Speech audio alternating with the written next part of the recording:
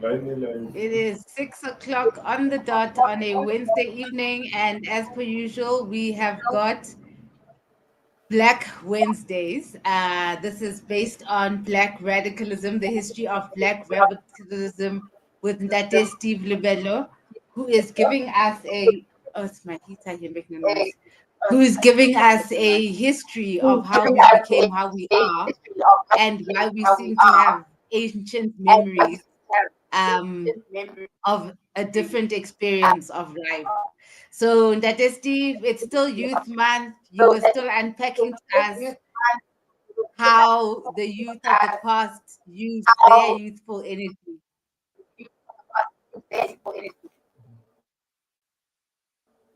You're breaking, but can you hear me? I can hear you. Can you? But there is a feedback. Maybe can you log off and then log on again? Okay. Because really, we would rather have a better connection, right, guys? Yes, let's do things. Yeah.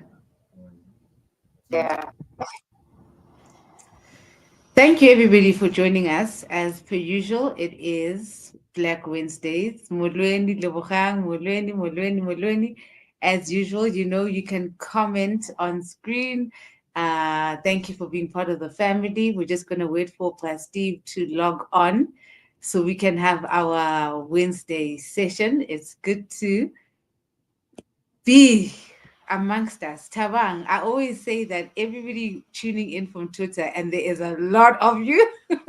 In fact, it's about 98% of the audience that's always tuning in from Twitter. And I need those Twitter numbers on my YouTube, please. And thank you. I really would appreciate your support on the YouTube channel, Moya. So this is streaming live for Moya, actually. It's just that we share our live streams and our get-togethers with the Twitter community, the Facebook community, but actually where we are tuning in live from is the Moya YouTube channel. Every Wednesday, we hang out with Steve Lebelo, who breaks down our history. Thank you. Thank you, Tavang. And let me just add that our Hotman actually become members. I'm just saying. Steve. Hi, NCK. Much better, much better. The feedback is gone. Linda kya utla khan? Yes, I can hear you now. Okay, anyways, you don't need to hear me. We are here for you. Thank you so much for giving us your time every time. We really appreciate these lessons. No, it's a pleasure. It's a pleasure, man. By the way, yeah, you're right. This is Youth Month. And in addition to that, Nziki, it is also, yesterday, 33 years ago, the Buipatong massacre actually happened. And I just happened to have been asked by Power FM, Buisen Ndlozi's show, to speak on Buipatong massacre. The reason why I'm bringing this up is that it has some relevance, to part of what we are trying to do here. The long-term vision, is to account for Black radicalism at the time when it was manifest. But we also want to account for the ways in which it was undermined, until it was taken completely, out of the political landscape. And not only out of the political landscape, but also just in terms of intellectual and academic engagement, with discourses that are rooted in the Black radical tradition. I'm talking here about, content that is being dealt with in the universities, particularly in the humanities. The whole idea of really focusing on the Black radical tradition, is something that is at best, viewed with some suspicion, but at worst, it is actually being cast aside.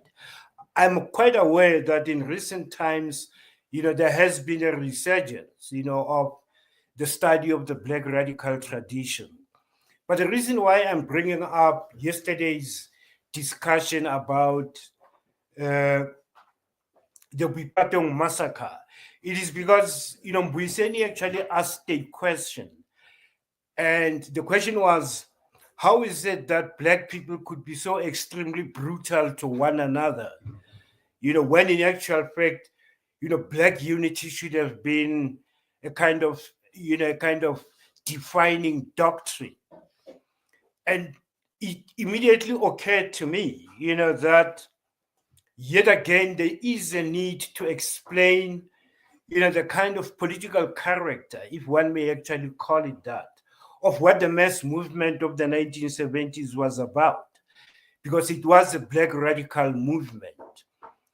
But at the center of it, was to treat Black unity, as sacrosanct, as something that cannot be in any way sacrificed for anything, for no political objective. And this is what I'm trying to put forward here, so that, when viewers are thinking about yesterday and the ways in which we are reflecting on the Wipatong massacre, there is a relevance to what we are doing. Because, part of what we are arguing here is that Wipatong massacre happened precisely because the political process was designed, in such a way that the Black radical tradition was actually being undermined. But here is another opportunity here. We do expect, that the white supremacist state, the apartheid state, would have acted with a great deal of zeal, in dealing with the Black radical tradition. That was to be expected. And this is what actually happened, on Black Wednesday. Like I said, that actually marked a kind of systematic assault on Black radical tradition in terms of its organizational framework. But going into the 1980s, and we are still going to come back to that, we'll see how, the Black radical tradition was also undermined, institutionally inside South Africa. But for today, I'm going to be pointing out that, undermining the Black radical tradition between 1978 and 1983 is something that we can examine also in relation, to what was happening in the exiled mission, particularly the exiled mission of the ANC. And for that reason, I think, I'm actually going back to what we were doing last week. Part of what we were doing was to try and understand, the ways in which the Black radical youth of the class of 76 would have been integrated into the exiled formations at the time. And in particular, we talked about it. We talked about, how they were reconstituted inside, the ANC and the PAC. And remember, for the PAC, I said, the one person that who could give us, quite a good kind of an account would have been Jackie Siroke. But having said that, there are certain aspects of, PAC involvement during that period that we are going to have to go back to. But part of what we dealt with so far, has been the Koch Street shooting. We explained that. But the purpose of that, again, here was to demonstrate how deliberately and consciously, there would be a conspiracy to undermine any expression of Black radicalism. And in the Koch Street shooting, I pointed out that obliterating Monty Motlhong out of history completely is part of that kind of an agenda. Now, we went on to Silverton, we explained what it was all about. And we went on to, what was happening in the early 1980s, just in terms of the cross-border insurgencies. I did point out that the SAHO, online, History Online, South African History Online website, actually listed more than 500, incidents of cross-border insurgencies. But we picked up those that were, absolutely important in shaping, the kind of historical moment that we are talking about. And those are the ones that we selected. But I deliberately left out one, so that we can discuss it in the context, of today. And that one is the Church Street Massacre. And that actually happens, in 1982. The Church Street Massacre happens in the context of, what we call the destabilization of the frontline states. And here the focus was actually Mozambique. In January 1981, the SADF actually launched an attack into Mozambique. We call that the Matola raid of January 1981, at the very beginning of that year. The issue here is that there has to have been something that prompted, the Matola raid. But the one explanation that can be given, and surely the state security apparatus would have given that explanation, this may have been a response, to the Silverton, kind of event, simply because there was an understanding that, they came out of Mozambique. But the other thing that we talked about was that during the same period, let me just go back quickly to it, is that there were also other activities in the Northern Transvaal, which may also have prompted the apartheid state apparatus to respond by actually going on to the Matola raid. This was a response to what was happening in the Northern Transvaal, when Teteleli Ngcobe was actually operating. And part of what you see there is a deliberate attack on actually white farmers. And this is particularly significant because in some ways it may well explain the genesis of, the song "Kill the Boer, Kill the Farmer." And that Peter Mokaba is actually, associated with the song more than anybody else in the end, may well have to do with him picking up, on that kind of information, particularly in the Northern Transvaal at the time. But the Matola raid has to be seen in that context, in the context in which there were operations of MK, particularly in the Northern Transvaal and also in the PWV urban areas. And, the urban machinery of MK was actually quite active in these areas. Now, what is important here is, how the ANC and MK actually responds to, the Matola raid. And this is where it becomes of interest, to Black radicals in South Africa, regardless of, the political affiliation.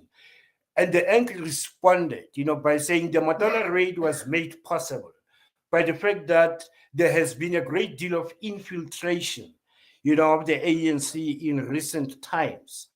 And by recent times, this is 1981 we are talking about. And the starting point, according to John Kadime, who was at the time, a very high up leader in the ANC SACP, leadership hierarchy. John Kadime thought that the rise of Black consciousness, inside South Africa is responsible for, the heightened, occurrences of infiltration of the ANC, by enemy agents.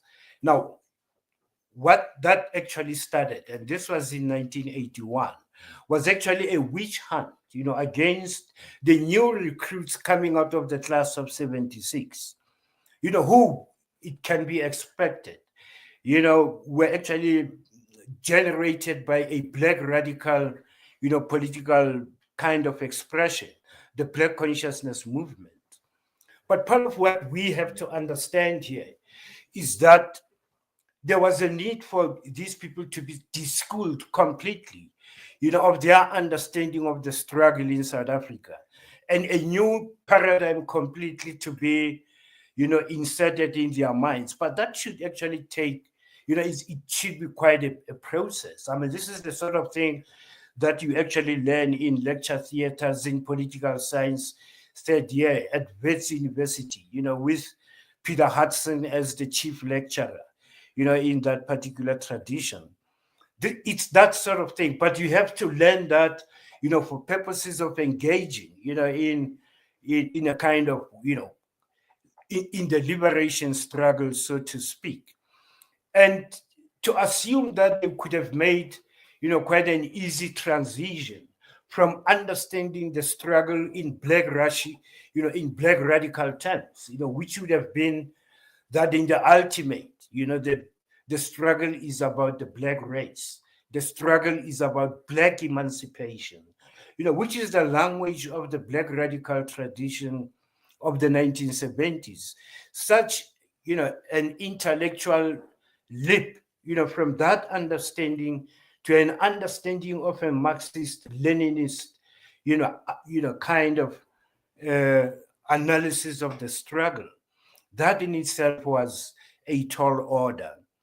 But it may well be that even understanding what, Marxist Leninist, kind of revolutionary theory was about, there was still the question of whether, such people would embrace it as a useful kind of tool, to engage in the struggle. There was still the possibility that it could be rejected. The point here is that, between 1981 and 1983, the ANC and MK, were caught up in this situation where energies were consumed in an attempt to actually clean up the movement, of all these Black radical, kind of expressions within it. And, in the process, a term was adopted to describe what was being done. And that term was shishita, which means to sweep. So you are cleaning up the movement of all the impurities. And between 1981 and 1983, energies were actually, expended in that particular, project, if you may call it that. Now, the reason why I'm explaining this is I'm trying to account for what we see inside South Africa during this period. Because part of what you see, and again, the SAHO website is particularly useful here, you see a reduced number of, cross-border insurgencies, precisely because the cadres at this time are caught up in this kind of, antagonisms and controversies about infiltration and cleaning up the movement. So there is very little time to deploy, the class of 76, the June 16 detachment back into the country, particularly at this, during this 2-year period. And as I said, that is reflected in, the drop in the frequency of cross-border insurgencies.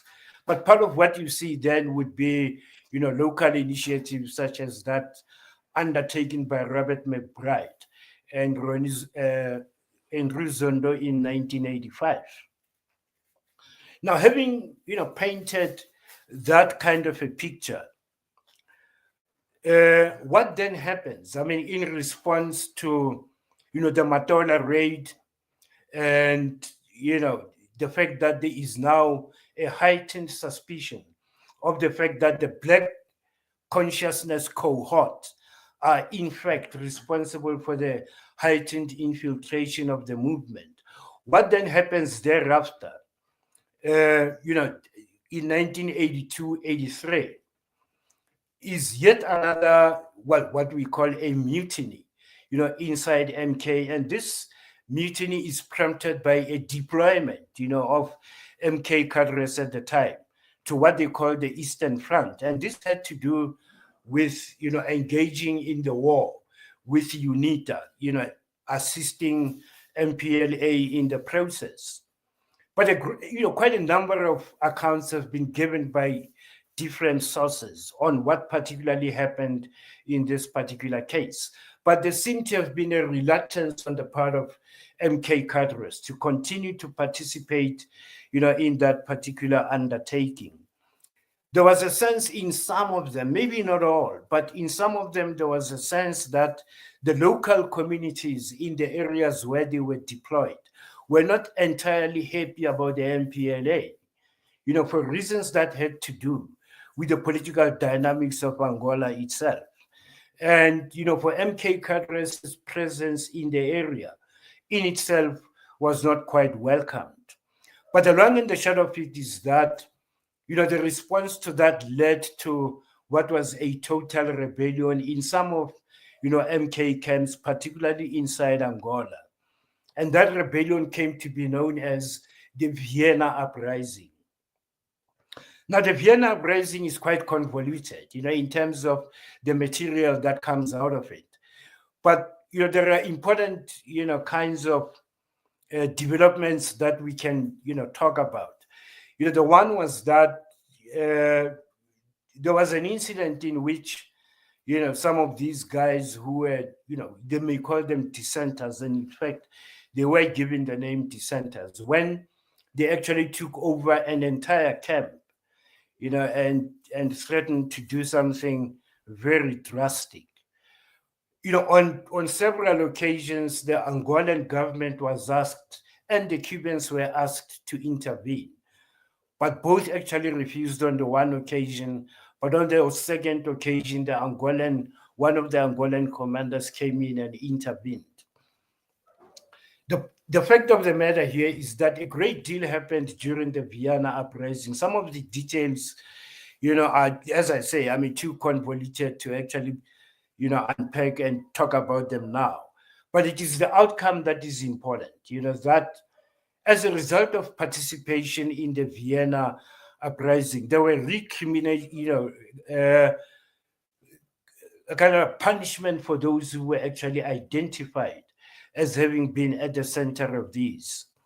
And, this is at a time when some of them decided that, they would rather leave, Luanda at the time and probably leave Angola completely. And some actually went to Tanzania. But that kind of, putting the MK in a complete disarray during that period would account for the fall in the number of, cross-border insurgencies. The other thing that is quite, necessary to talk about, is the fact that the reaction of the ANC leadership and the MK to the Viana uprising, is something that definitely should have come up, in the TRC.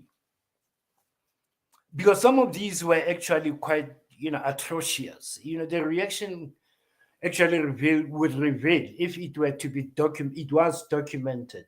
But if it would come up for public discourse, it would reveal some of the atrocities that were actually, meted out, during this period. And I know South Africans have always been concerned about, the fact that the ANC leadership has not been quite enthusiastic, about prosecuting apartheid criminals, who were responsible, for a lot of the atrocities, particularly in the 1980s. But one does get a sense that if the apartheid, state securocrats have anything on ANC leadership, a great deal of it would have to do, with the Viana uprising. And, what happened there would certainly, lead to, some turbulent kinds of responses. Maybe there will be a time, when some brave students will begin to look into this matter, because as I say, there hasn't been a great deal of discussion about the Vienna uprising, in public discourse in South Africa. What is the Vienna uprising, Tate Steve? What is the Vienna uprising? And then can I just give you two more comments so that you also deal with them? Give you a chance to answer that one, Vienna. It would be nice. Okay. Yeah. Okay.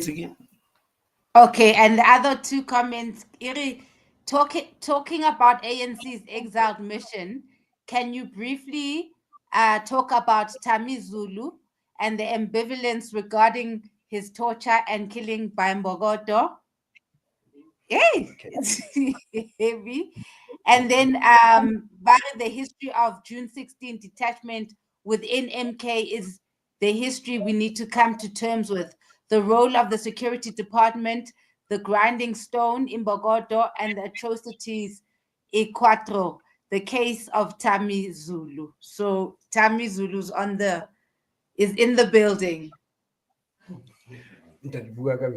Ntiki, I think, for a moment, I just want to give, okay, the Vienna uprising, Ntiki, I think, this happened in Angola in one of the camps.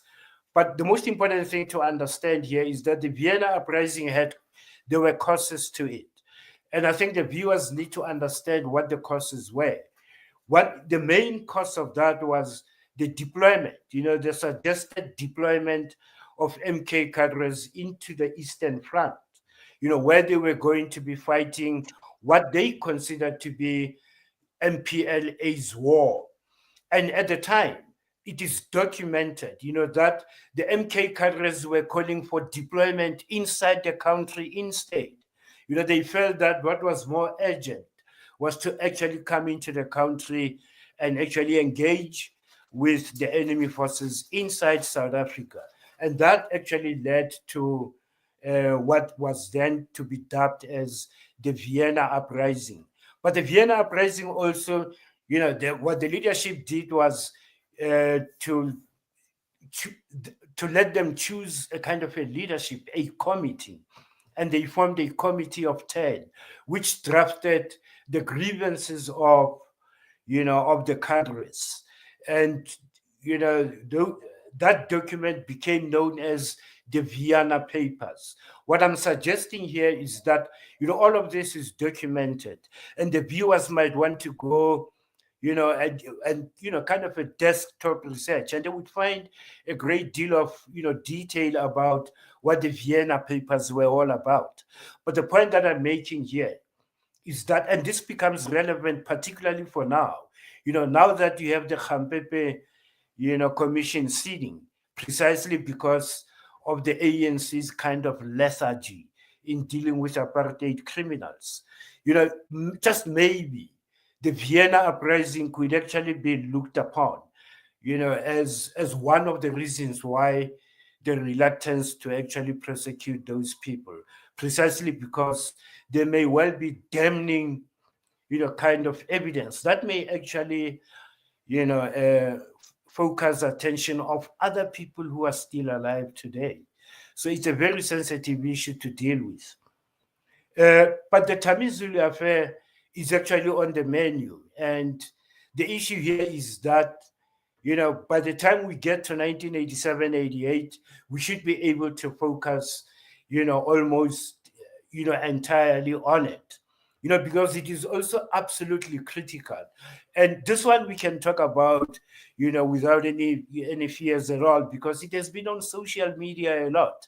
But part of what we need to explain here would be, the situation at the time, in the context of exile politics. And remember, the Tamizulu affair actually happens in the second phase, of what we refer to as armed propaganda campaign. By the way, I should have mentioned this a long time ago. The period we are talking about here, if you ask the ANC what it called it, what was the name of this historical moment, it is actually referred to as the armed propaganda campaign. So what the ANC was doing between 78 and 83 was engaging in an armed propaganda campaign. The Koch Street shooting and Solomon Mahlangu, the Silverton siege, the Church Street bombing, all of these were part of what the ANC referred to as the armed propaganda campaign. And I'm saying that one sees that coming to an end precisely because of a drop in the number of cross-border insurgencies, but also precisely because of yet another factor that we spoke about last weekend. This is how that factor comes in. People wanted to know, what is the Nkomati Accord? Now, on the basis of what I've just explained now, and the ways in which the energies were directed elsewhere, other than engaging the apartheid state during that 2-year period, because of that, there was a great deal of, unease and concern on the part of the Frelimo government in Mozambique. And this is understandable. P.W. Botha was aware of all of this. And part of what he would have done at this point would have been to inject more assistance into Renamo, and to rejuvenate Renamo so that it can increase its destabilization of Mozambique. Now, by the end of 1983, Machel is caught up in this kind of a situation where inside South Africa, there is no engagement that keeps the SADF, engaged at all times, by the end of 1983. But inside Mozambique, you have Renamo causing a great deal of havoc. And that in itself really pushes Machel, it compromises him.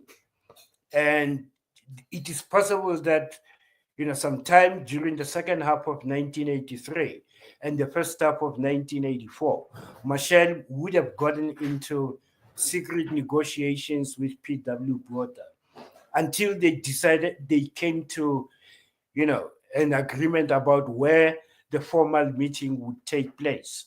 And early in January 1984, Machel, driven in a Rolls Royce, crossed the border of, into the border town of Piet Retief, where he met with P.W. Botha and they signed the Nkomati Accord.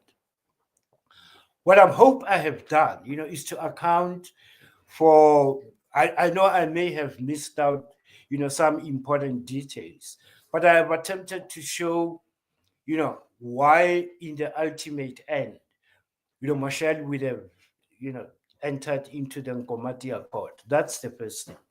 The second thing also, we are accounting here for, like Mbuyiseni Ngozi asked yesterday, how is it that the black unity was not manifest in the 1980s?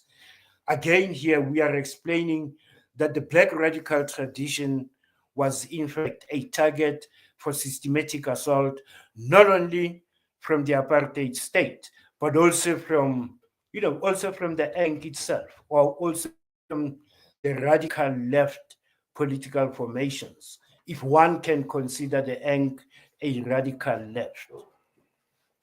So these are the two accounts that actually explain, the state of the black radical tradition in the 1980s, both outside the country and inside the country.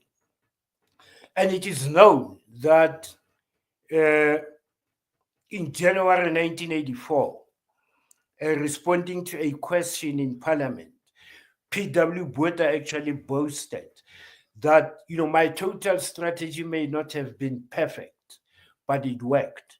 And this was, in relation to the Nkomati Accord. So that aspect of P.W. Botha's total strategy, and the fact that, he was saying the ANC is a bearer of a total onslaught. Part of what I've tried to do is to be fair and actually put up the historical developments as they unfolded. And maybe it is up to the viewer to make up their minds. Was the ANC and MK really the bearers of a total onslaught? Or was P.W. Botha being mischievous? He most certainly was being mischievous because he knew all these weaknesses. But there was a reason for doing so. And the reason for doing so we shall see, as we, discuss the 1980s. So 1984 becomes a turning point in very many ways. And we will explore what then happens after 1984.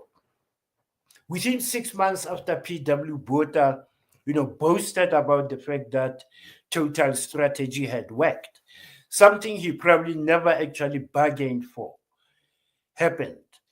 And that is the 3rd of September 1984 in the Vaal Triangle in Sebokeng and Sharpeville.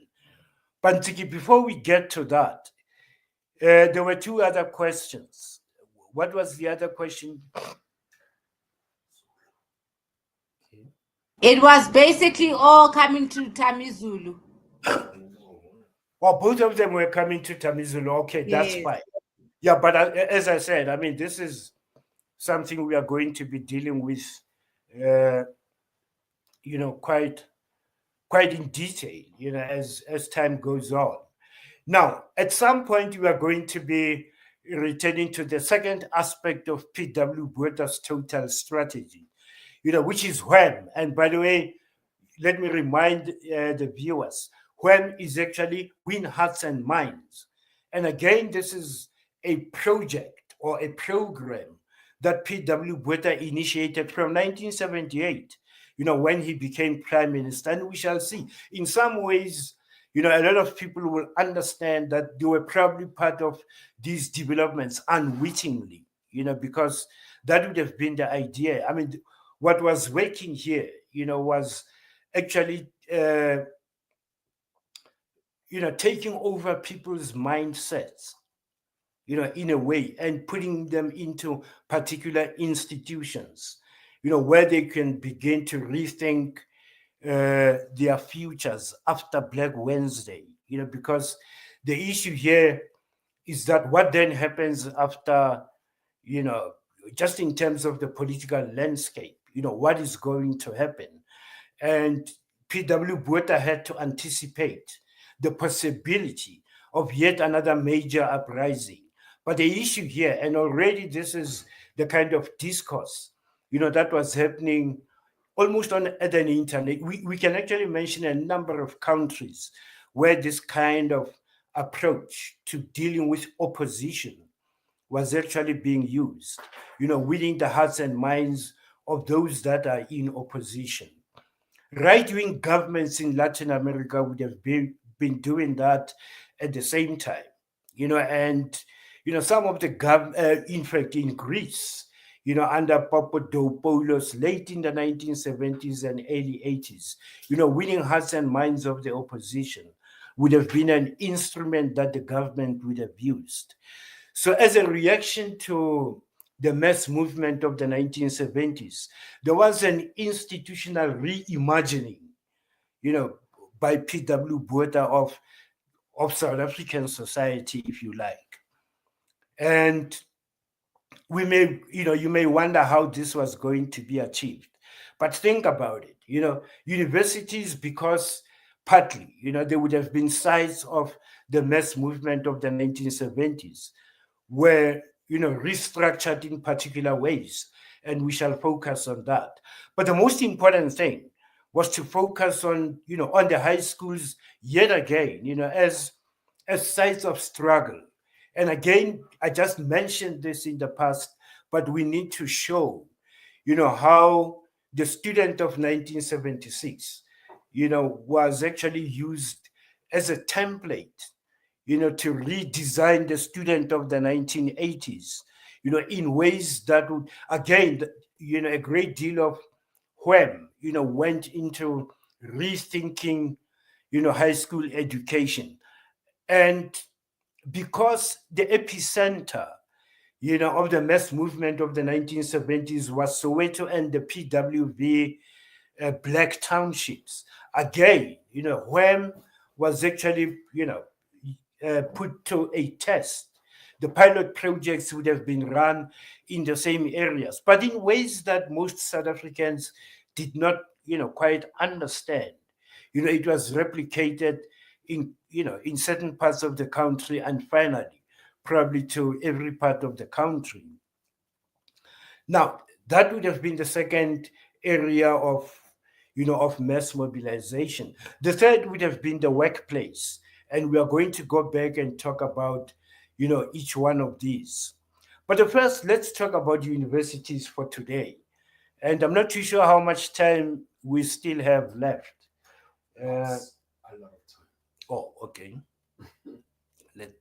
Nzike, are there any other issues that I need to attend to? No, you can go ahead. The class is listening. Oh, okay. May I say? Dademulore has a question here. Yes. Okay. Let me just approach myself. Yeah. So, in the interest of the integrity of the Black radical tradition, may I ask that Bra Steve decisively handle the uprising in the West Rand, in the Krugersdorp area, and the significance of the Bethel trial? Okay. Please, can you do so?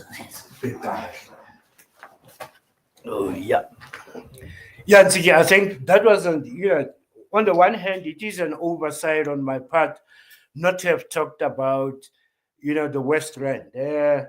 And, interestingly, I did actually mention this yesterday at Power FM that, the IFP also understood that the West Rand was a very important area, to spread its influence in with the Mansiville massacre.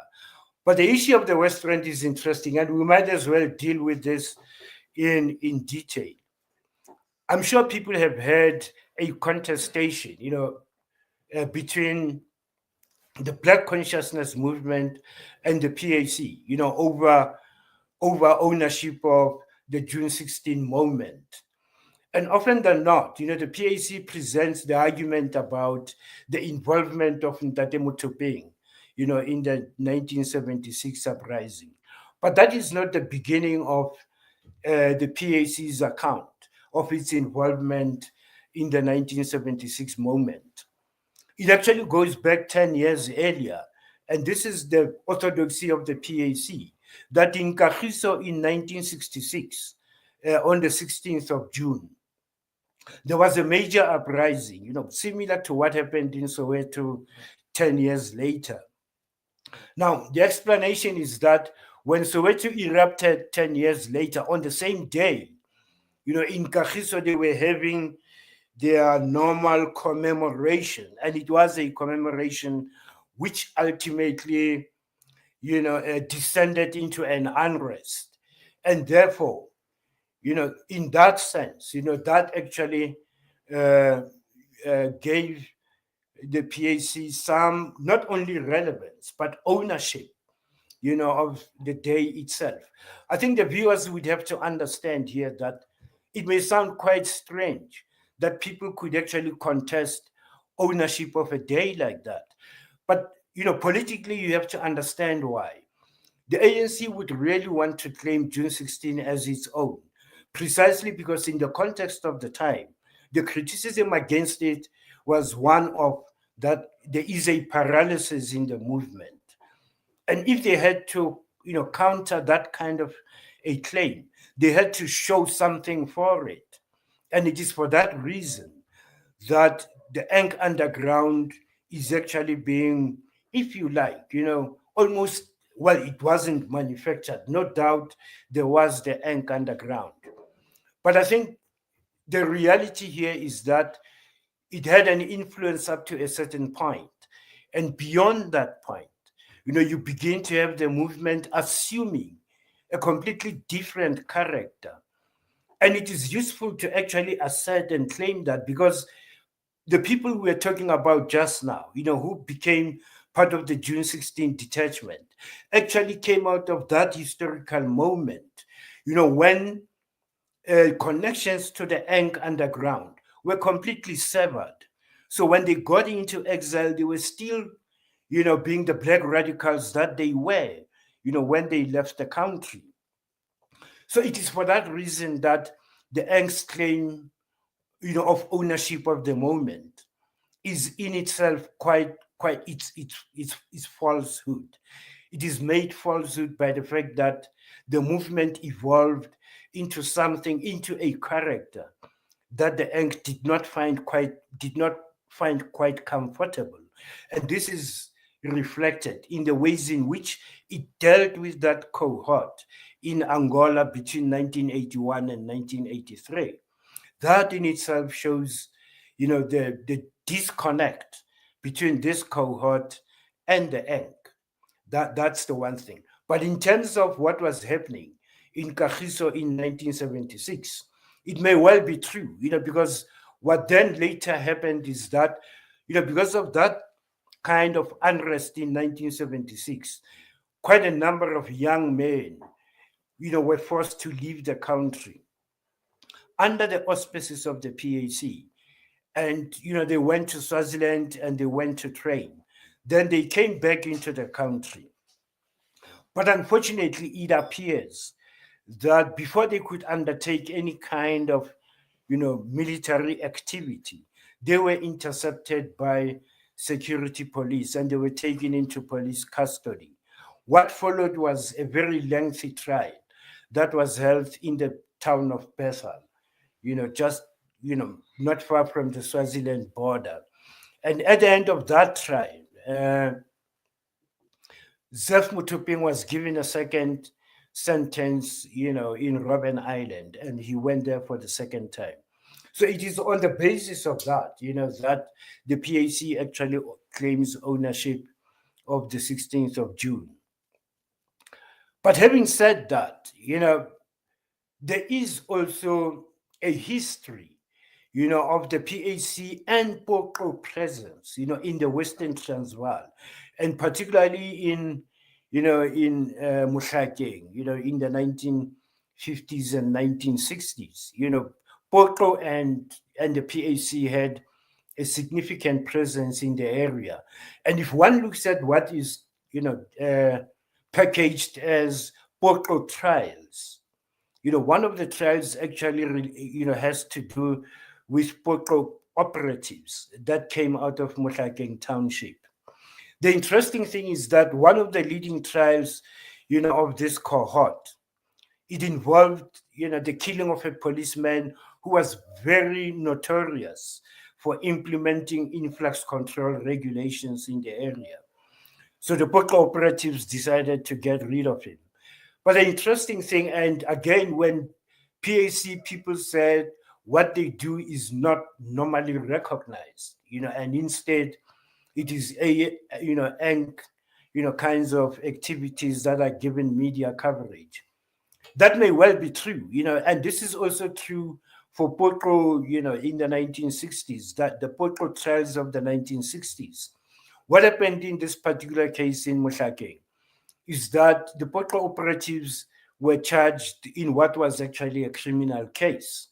And, the whole thing was, packaged in a way that suggested that the murder of the policeman was carried out precisely because the policeman was having an affair with the wife of the operative. And it was for that reason that the man was killed. So this was a criminal case. But it's not the only case that was dealt with in that way. So you can actually begin to see that nearly all of the Poko trials, that led to 97 people being given death sentences and actually being executed between 63 and 68, as Poko operatives. It is precisely because of the fact that this was a black radical, kind of expression that was at work. I think any other opportunity that we have to demonstrate the ways in which the black radical tradition was actually undermined, we will take that opportunity to explain. I hope today we should be able to at least look at the ways in which, universities emerged in the immediate aftermath of, of Black Wednesday. And there's a reason for this. I mean, the mass movement of the 1970s had its origin in terms of its intellectual thrust and grounding, in the universities. Biko was a student at the University of Natal Black section or non-European section. Onkgopotse Tiro was at Tefliop. And for that reason, universities would have drawn the attention, of apartheid securocrats during the 1970s, up to the end of that decade. If you think about it, some of the Sasokans who were actually taken to Robben Island, including Bani Pichana, and Msiwa Terelekota, these were people who came out of black universities at the time. Now, the issue here is that it is Tefliop, at this time, that became a cauldron of political activity precisely because of, the pro-Frelimo rally of 1975. And that actually led to a great deal of attention being given to Tapliop. But in the immediate aftermath of Black Wednesday, there certainly would have been a kind of, a determination on the part of the apartheid state to actually monitor developments at Tapliop and to ensure that you don't have another Tiro emerging, a couple of years later. And part of what was happening here, is that the staff, the teaching staff, the lecturing staff would actually come from a particular kind of cohort. And the Broederbond was beginning to make its presence felt, particularly in the academic environment. And it may well be, that before 1977, Tapliop would have drawn its academics from a whole range of sources. But soon after 1977, the tendency was to begin to draw, academic staff in Black universities from white African conservative universities. And often than not, it would be maybe the least competent, of the academic staff that would be shunted, to Black universities.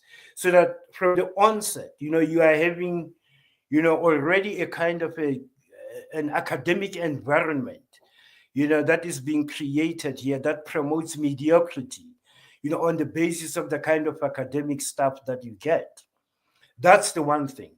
But the second thing too is that, this is the time of total strategy. And again, total strategy, part of it is to create the kinds of institutions that, the apartheid state is going to be able to control very tightly. And therefore, the appointment of staff in these institutions of higher learning actually becomes absolutely critical. Now, this also, for me, this became quite apparent at the University of Zululand, where one would actually encounter that particular kind of staff component, that came out of the Afrikaner, universities of the time. And I still insist that, it would have been the least competent in their disciplines, that were being encouraged, to go to Black universities. One can actually look at even their, academic research output, most definitely of the lowest quality of, of that one can think about. This was the situation, soon after Black Wednesday and going into the 1980s. But the other concern here is that there was a need to actually groom Black academic staff in these institutions. And again, you have white African academics, hardly competent in the disciplines that they have control over, having to teach Black academic staff to become academics in these institutions. Now, you actually see a kind of, reproduction of the same, type of thing, going on. This was blatantly clear, at the University of Zululand. But these academics had to get some kind of, credibility. They had to show in their, CVs that not only do they have degrees from the University of Zululand and probably an honors, but that they went abroad to do a master's and a PhD. And you can rest assured that the university that they go to has been recommended to them by the African academic back at home. It must be in a one-horse town somewhere in the US. And that's and they get the PhD, they get the masters and they get the PhD, and they come back into the country. Now, but we are around 1984, remember, in terms of the timeline. And these guys are going to be absolutely interesting once, you begin to have, another unrest taking place. Now, that is what we have in terms of, universities, what we used to call during this period, bush colleges. We used to refer to Tapliop and Fort Hare and Univan, Unito. But Transkei, I think, was an exception. And one day we'll talk about why the UNITRA would have been an exception. It's an exception we need to talk about. And to some extent, UNIBO too, was an exception, but just in terms of, where they got their academic staff, where they sourced their academic staff during this period. But another important thing to think about here is that we had what we call white liberal universities, Wits University, UCT, Rhodes, and University of Natal. And just in terms of the Black students that were admitted there, it would be Black students wanting to go into disciplines that were not offered in the Bush colleges. And these disciplines would be dentistry, it would be medicine before Medunsa, it would be, BSc, architecture. Those are the kinds of disciplines that Black students would have gone to either Wits, UCT, Rhodes, and University of Natal for, because they were not offered in Black universities. But in 1984, these universities, and they actually boast that this was a mark of their radicalism, that they wanted to do away with this and begin to admit, all Black students across the faculties. Now, before then, Black students who wanted to study those disciplines offered in those universities had to apply for a ministerial approval. The Minister of Education had to receive your application and approve it before you could be admitted at Wits. But in 1984, that as a result of pressure from these universities, the ministerial approval was taken away, and in 1985, you were beginning to have a mass of Black students going into white liberal institutions. And for the first time in 1985, they were going in large numbers into disciplines in the humanities, into BA degree in law and, what other people refer to as soft disciplines, in a sense. Now, that was the case in 1985. But then why is this important, particularly in relation to, white universities at this time? We are going to demonstrate why it is important when we reflect on developments from the 3rd of September, in Sharpeville and Sebokeng, and how those, developments throughout the 1980s inside South Africa, would have ignited a particular interest in those white institutions. And secondly, to actually reflect on the role of those white institutions in instituting a particular kind of paradigm in the ways in which the struggle was conceptualized. So these processes are not happening in isolation. The moment you have the mass of Black students becoming, available to white, Marxist radical thinkers, that's when you begin to have the kinds of discourses, of liberation slipping away from Black people's control, into the control of the white left. There is a response to, maybe I need to respond to this. I don't know. What does it say?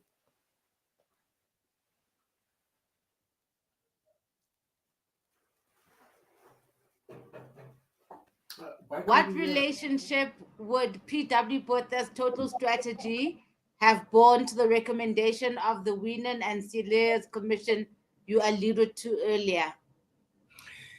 Yeah, let me answer that quickly. The most important thing about, okay, by the way, let's not lose sight of the fact that we're still in 1985 and talking about, the admission of Black students into white. Yeah, but let me go to this one and, actually, by the way, it's total strategy and...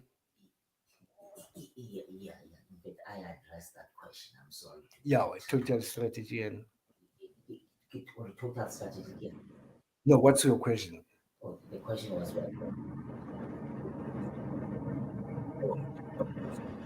Oh, yeah, the WHAM and the City Commission. Yeah. Okay, yeah. Let me deal with, first the Sealy Commission. The Sealy Commission was actually looking into the uprising itself. And, we talked about Credo Mutwa's involvement in it. He gave testimony at the Sealy Commission. But at the end of the commission made recommendations that, you know, part of the, causes of the Soweto revolt was that Soweto residents did not have a stake, in the township, and that the government should consider, a situation where Black people are given a stake in the townships so that, in future they can begin to see themselves, as probably part of the owners of whatever public infrastructure may be there. But the WHAM Commission is also particularly important here. SACTU was banned in the 1960s. SACTU is the South African Congress of Trade Unions, and it was affiliated to the South African Communist Party. It was banned in the 1960s, 1960 actually. So throughout the 1960s, there were no trade unions in South Africa except one, except the white trade unions. Only white trade unions were allowed. And the one white trade union that we remember in the 1960s is one called Solidarity, which still exists to this day. The one thing I remember about Solidarity is that one of its leaders back then, said Black people smell like raw fish. Aripoulos was his name. So there were no trade unions, until 1979, and the WHAM Commission then proposed that P.W. Botha should consider, legalizing trade unions. I'm going to have to explain this again, Ziggy, because it is absolutely critical. And P.W. Botha decided that this is good. This is a good strategy because let's go back and think about the mass movement of the 1970s. People keep saying it was the children, doing this and that. But in the ultimate end, by Black Wednesday, what had been unfolding was a Black mass movement, in which you couldn't talk about a particular age group, being in the forefront of this thing. As I've actually demonstrated, universities, colleges, teacher training institutes, and everybody else, was mobilized into the mass movement of the period. So it wasn't, a fragmented, kind of struggle for Black emancipation.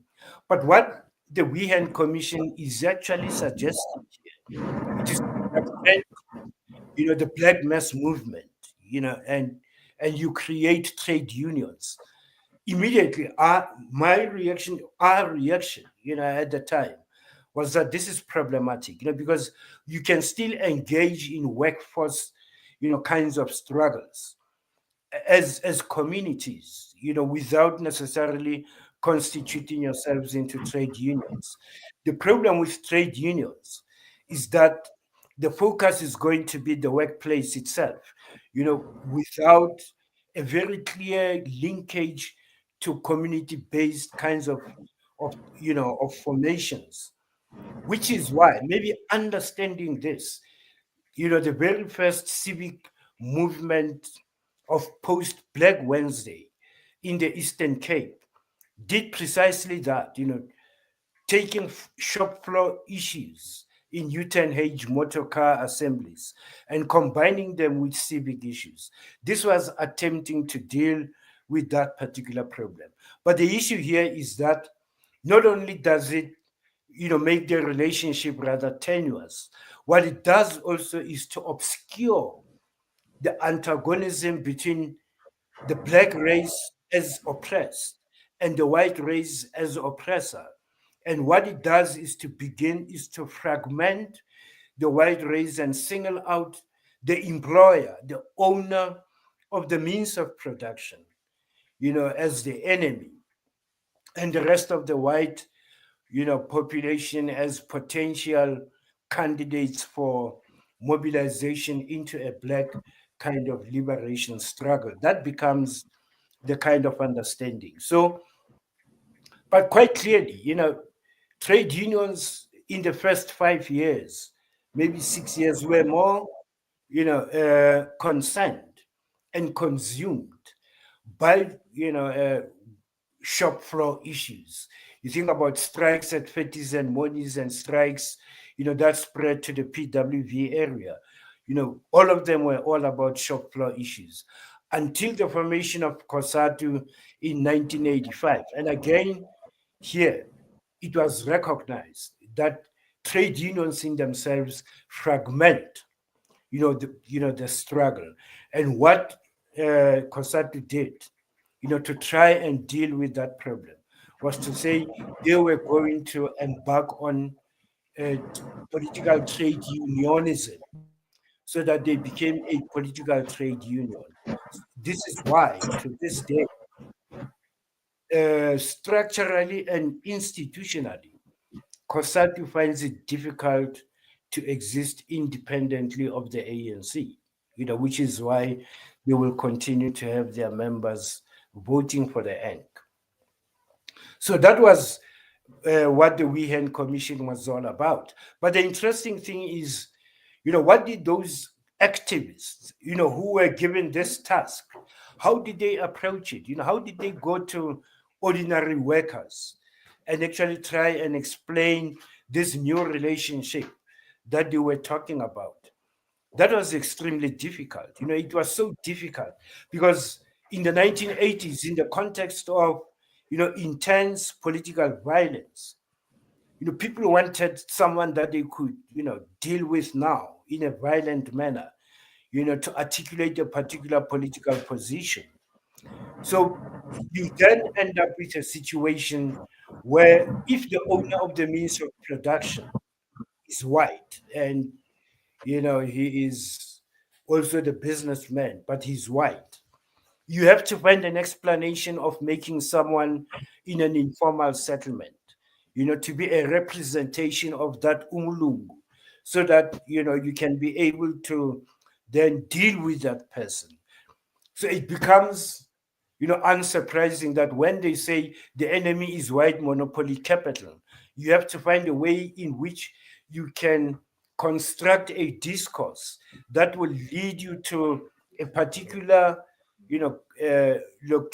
something in the location, someone in the townships who would then be a representation,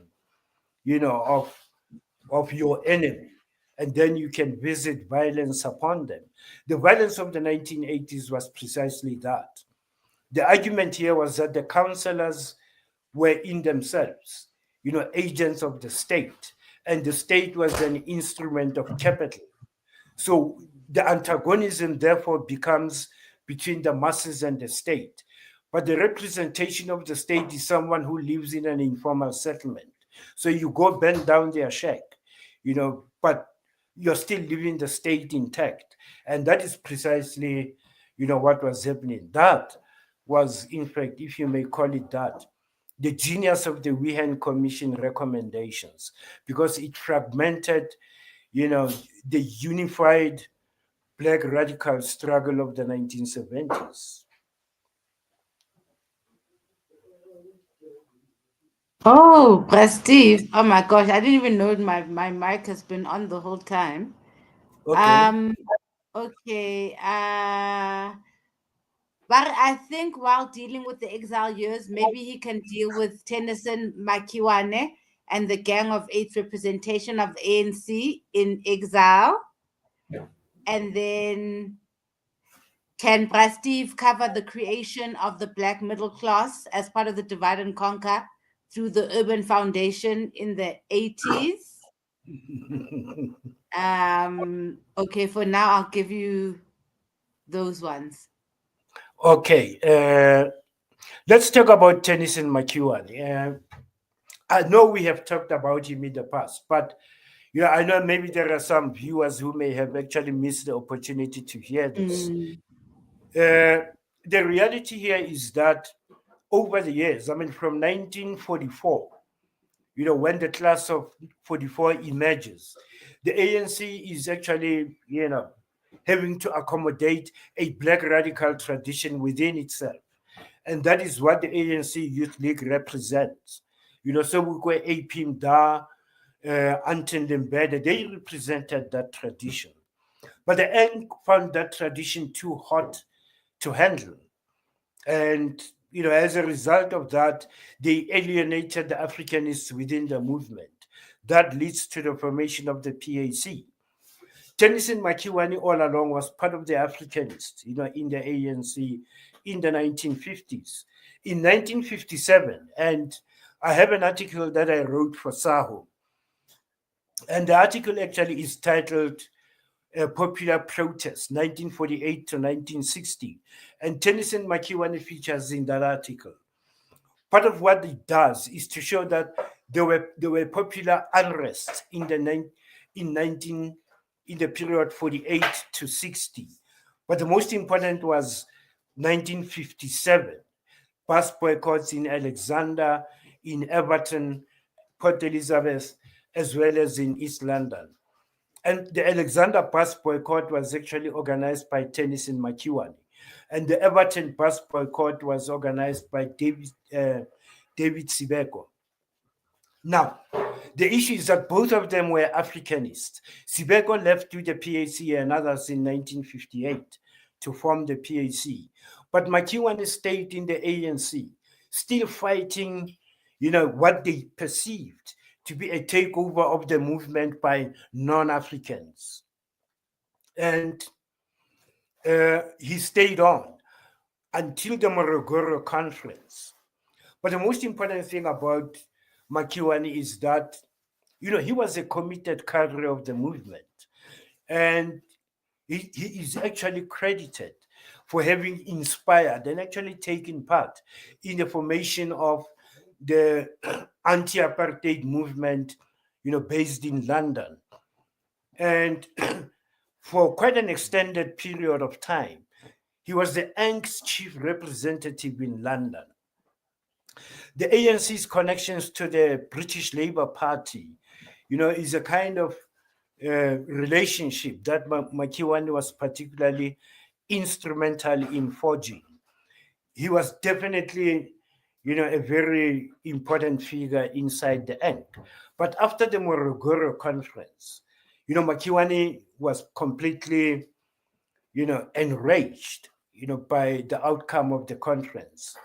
One historian actually reacted to the outcome, particularly the fact that, Joe Slovo was elected to become a member of the National Executive Committee of the ANC. And the historian actually wrote saying this was like a black mess of sheep being led and shepherded by a white sheepdog. And Makiwane also, shared that kind of view. And between 1969 and 1974, he and his 7 comrades worked tirelessly, to try and, in their ways, reclaim the ANC for the African people, from non-Africans. The non-Africans in question would have been the South African Communist Party, but 2 people in particular were being singled out from time to time. It was Joe Slovo and Yusuf Dadoo. But Yusuf Dadoo actually became the most prominent and the most enraging to the Africanists. If you think about it, when the ANC went into exile and forged relationships with Mao Zedong in China, first off the block, to go to Peking and have a discussion with China was actually Yusuf Dadoo. So it is Yusuf Dadoo who presented the ANC's case for support and armed struggle support, from Mao Zedong. And this, was an affront to people like Tennyson Makiwane. Again, in Cuba, it is Yusuf Dadoo who went in Cuba before any ANC executive, to discuss, Cuban aid to the ANC with Castro. Now, for Africanists who were still inside the ANC, that was an affront. and they were getting quite agitated. They wrote letters to Oliver Tambo, explaining their displeasure. And this is documented. I mean, there are a whole lot of sources which actually talk about this kind of an antagonism between the Africanists in the Ang at this time and the non-Africans. They wrote letters to Tambo, but instead of Tambo responding to these letters, according to Makiwane, their understanding was that it is the SACP that was responding and not the ANC, And in their next communication, Makiwane and the gang, wrote and said, hey guys, we are not talking to you, the SACP. We are talking to Tambo's ANC. Can Tambo's ANC answer these questions? The ANC came up with, a phrase that these are enemies under the same color. And that became a response that the ANC actually penned and sent to Makiwane and his 7 comrades. That was around 1974. And again, Dumanoka was made, the steel boy to deliver, these letters. But the reality here is that over time, the ANC has come to deny the existence of the letters of expulsion that were given to the Gang of 8. They're saying they never, expelled the Gang of 8 and there were no such letters. But let's follow Tennyson Makiwane. He's an interesting figure. That was in 1975 when he was expelled. But Tennyson was well connected in the diplomatic, kind of world in London, even within the United Nations circles. So seeing the end of his political career, he applied for a post at the United Nations. And there were indications he was going to get it. But later there was some kind of unexplained reluctance, to offer him the job. And the suspicion was that, pressure may have come from some other, sources. And guess who? The guess is that OR may well have had to do, with that. But this is just speculation, and I have to admit it is just speculation. So this was 1975. So Makiwane was around, 1975 up to 1978. In 1978, the United Nations Human Rights Commission hosted its conference in Maseru in Lesotho. So just about everyone descended on the mountainous kingdom. And Makiwane took an opportunity to be there, and maybe just to find out what he could do. And while he was in Maseru, he started writing a number of pamphlets, about his experiences and particularly about, his antagonisms and clashes with the ANC leadership, and particularly with OR. And again, I mean, this is what actually happened. And in the pamphlets, unfortunately, these were pamphlets. But there were people in the exiled community in Lesotho at this time, who received the pamphlets. And in the pamphlets, he was very scathing, about Tambo. And in one of the statements, he says, OR always has a passport readily clutched at the back of his pocket, ready to fly out to some exotic destination. But that's just for fun, but that's the perception that he had of OR. But this was to be substantiated in recent times, by some South African authors, Guns and Apartheid, is it Viana, who wrote Guns and Apartheid, actually talks about, the OR lifestyle and does actually mention that. So Tennyson Makiwane actually, did that pamphlet, but he also made a very scathing and critical comment on the conduct of armed struggle. And that is probably what really, enraged the ANC hierarchy.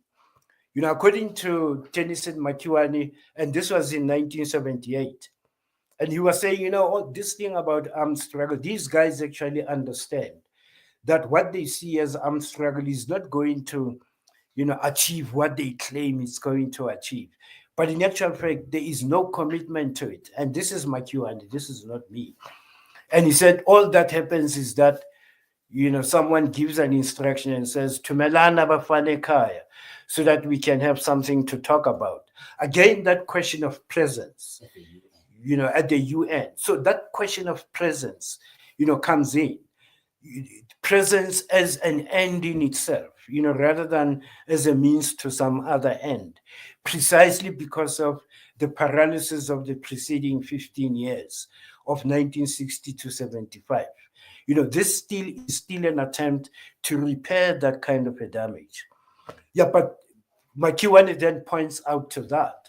I know this may be quite disconcerting, to people who understand to have made a sacrifice. But for Makiwane, this was really a theatrical performance, if one may actually use that term. So increasingly, he was antagonizing the Ankh hierarchy, and this was in 1978. Now, here is what is my own understanding of what may have happened to Tennyson Makiwane after the UN Human Rights Conference in Maseru. There's a possibility that he came into contact with a delegation from the Transkei, because the Transkei was still fighting for recognition as an independent state. And it is certain that they did send some delegates to that UN conference in Maseru in 1978. And Makiwane may have come into contact with some of them. And we have proposed that he wants to go back into the country. And they agreed. And again, P.W. Botha would have looked at the proposition and decided that, okay, fine, so long as Makiwane stays in the Transkei. So late in 1978, Makiwane packed his bags and returned to the Transkei. And immediately, Matanzima appointed him what he called an ambassador at large, which meant that he was going to go around, the world and see what governments he can recruit, to recognize Transkei as an independent state. Now, that obviously would be quite concerning to the Ankh. Indeed, when you say Makiwane was probably selling out, let's leave it up to the viewer to make up their minds. But that is what happened. He started working for the Transkei government. And for the whole year 1979, he was in Transkei, but traveling across the world, doing diplomatic work for the Transkeian government. And then in 1980, an MK cadre was sent to the Transkei to assassinate Tennyson Makiwane. The MK cadre in question, moved from Mozambique into South Africa, then into Transkei, carried out the act, and went back to Mozambique the same way. Now, all of that raises a number of, unsettling questions. During this time, the vigilance of the apartheid state, particularly in that part, of the country, was quite heightened. You've just heard the Silverton thing. You are having operations in the Northern Transvaal, but this guy managed, and to go into the Transkei and come out successfully, gun down Tennyson Makiwane in the process, and never apprehended until he went back to Mozambique. Now, I've always been suspicious about, the fact that, there may well have been a kind of complicity, on the part of apartheid state security establishment. They wouldn't be as, I don't know, they wouldn't be, quite easy to breach in terms of their security establishment, as it happened in that particular instance. But the issue here is Why was Tennyson Makiwane having to be assassinated? I think I've been fair to present the case in such a way that you can make up your own mind. Did what he did really? It does actually constitute a betrayal, no doubt about it. Uh, but at the same time, one has to look at Makiwane's track record. Not only in exile, but inside the country as well, and his commitment to the cause. And quite clearly, by 1978, if his assessment of the armed struggle was accurate and precise, then he had every reason to decide to go back to Transkei.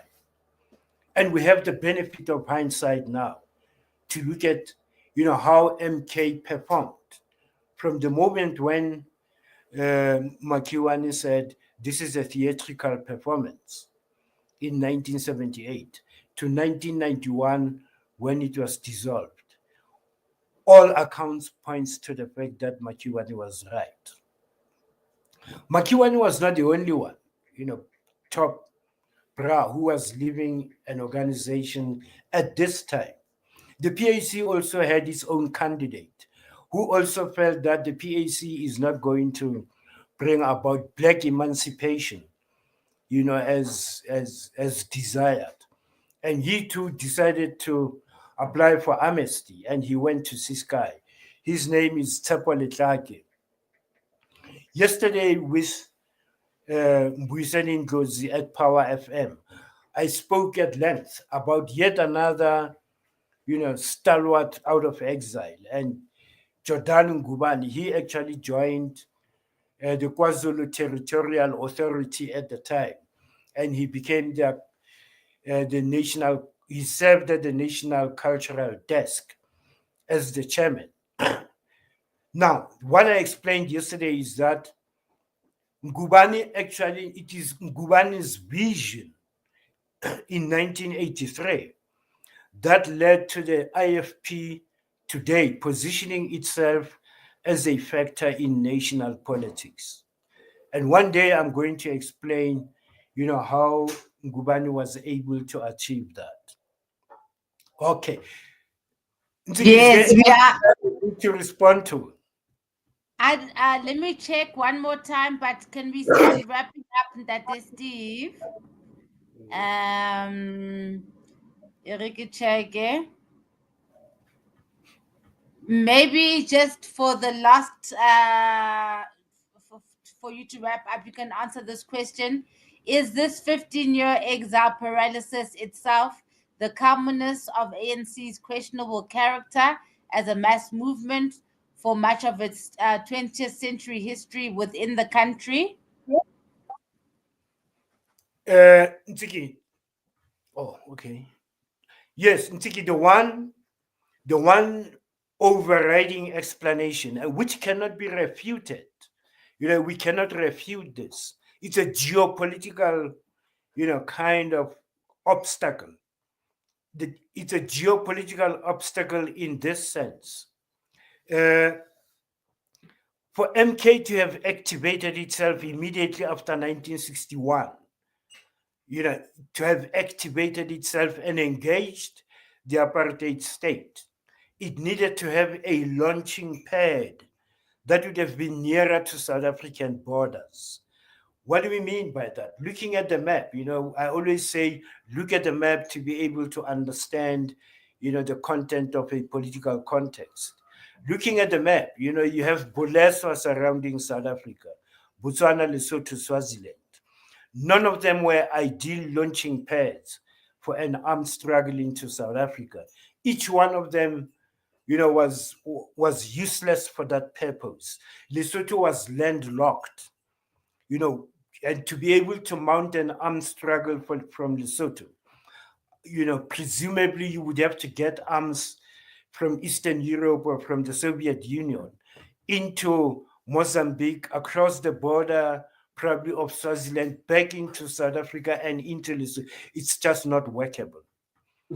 So there was no way that you could launch, armed struggle from Lesotho.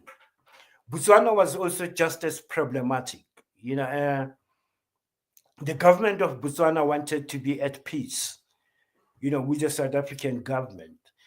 And quite explicitly, they made it clear that their only generosity will be extended to diplomatic presence, nothing beyond that. So, in actual fact, Botswana itself would not allow for any military training to take place within the country. Swaziland may have offered some opportunities, but you also have a problem of the Swazi government at the time, being particularly, well, it still is, but Liqoqo used to be a cabinet of a traditional cabinet, such as you have with the Zulu kind of traditional, kind of cabinet with a prime minister. They also had that, but all of them were Dlaminis anyway. So they would have had some kind of warm relationship to some of Ang leadership people, and but whether they may have allowed the country to be used as a launching pad is still not possible. So what we are left with would have been to wait until Angola and Mozambique became available. But in the interim period, if there was any training at all that would go on, it would be in Zambia and it would be in Tanzania. Those were the two nearest places where any kind of military training would happen. And from Zambia, the MK did attempt, to launch some armed campaigns into South Africa. But the understanding was that to do so, they would have to team up with ZIPRA. Now, ZIPRA was the Zimbabwe People's Revolutionary Army, which was an armed formation of Joshua Nkomo's ZAPU. And the Enk and ZAPU were very close allies, as was MK and ZIPRA. So MK and ZIPRA got together, and Chris Hani was particularly active and central in that campaign. It's called the Wanki campaign. The long and the short of it is that it failed. It failed because of the geopolitical, kind of obstacle. Having to go through Rhodesia into South Africa proved to be a tall order. But also, the South African Defence Force would certainly have reinforced, Smith's, forces at the time. And that would have actually made launching such attacks quite impossible. Until 1975, when the government in Portugal collapses in a coup, and that leads to Portuguese colonies across Africa, gaining independence. But it has to be said that in all three, armed struggle had been going on, before the collapse of the colonial government in Portugal. In Guinea-Bissau, Amilcar Cabral was leading the struggle, very seriously. And again, something that I have to say about Amilcar Cabral is that he was, an enemy of the Enk. The Enk hated Amilcar Cabral because he's one of the people who was quite uncomfortable about, the masses of black sheep being led by a white sheepdog. He was one of those people who were particularly concerned about that. But also, he was also instrumental, in the ANC not becoming a member of the African Liberation Committee of the OAU. But the one thing that Amilcar Cabral said was, tell the people the truth at all times. Now, think about the Enk's campaign of 1978 to 1983. It was armed propaganda campaign. I always say, propaganda does not necessarily have to be falsehood at all times. Sometimes propaganda can be used as enlightenment, information sharing, particularly if you are not paralyzed particularly if you are doing something. You then use propaganda to tell the people of South Africa that I'm fighting and I'm pushing the frontiers to this level. So yes, that 15-year period is very significant. And this is why, when those governments collapsed, uh, Mozambique and Angola became available. But before we leave that subject, here is something interesting that I want people to think about. When Samora Machel came to power, he decided that he was going to be instrumental in advancing the struggle in what was the remainder of white supremacy on the subcontinent. So Machel really devoted a great deal of energies, helping ZANLA. ZANLA was the armed formation of the Zimbabwe African National Union, Mugabe's party. So Machel offered help to ZANLA. Here is something that I want people to think about and think about carefully. In terms of alliances of liberation struggle formations of both Rhodesia, Zimbabwe, and South Africa, the alliances, and Southwest Africa for that matter, SWAPO of Southwest Africa, ANC, and ZAPU were in the same camp, and they were supported by the Soviet Union. ZANU was in a different camp. ZANU, and to some extent the PAC, were in a different camp. And for an extended period, ZANU was supported by China. And for an extended period, so was the PAC. So you look at these kinds of alliances, you would expect that when Machel comes to power, he would then go to, instead of extending, a hand to ZANU and ZANLA, he would have invited ZAPU and ZIPRA, Nkomo, and his armed forces to Mozambique, but instead he chose ZANLA. There's a reason for that. Machel understood that between ZAPU and ZANU, ZANU had the greatest potential to bring about an end to the, to Smith regime. He understood that, and he decided that his, kind of alliance to the Soviet Union and alliance with the ANC and ZAPU did not matter. What mattered is to get Zimbabwe free. And the only way he could do that was to extend, help to ZANU to use Mozambique as a launching pad. But the reason for that too was that Machel was aware that in 1975, and they were saying this all the time, that in 1975, Chitepo was assassinated. Herbert Chitepo was chairman of ZANU at the time, and he was very inspirational, in pushing ZANU and the Zimbabwean struggle. But he was assassinated with a car bomb not far from the State House in Lusaka. Now, all of this brought about a great deal of suspicion, not only on, on Kaunda himself, because he did, but also, on the alliance itself, the alliance that would have included ZAPU, Kaunda, and SWAPO. There was a great deal of discomfort, on the part of ZANU and Machel about what was happening. But as usual, they said it's the CIA that was responsible. It is at this point that Machel decided to invite ZANLA and ZANU to Mozambique.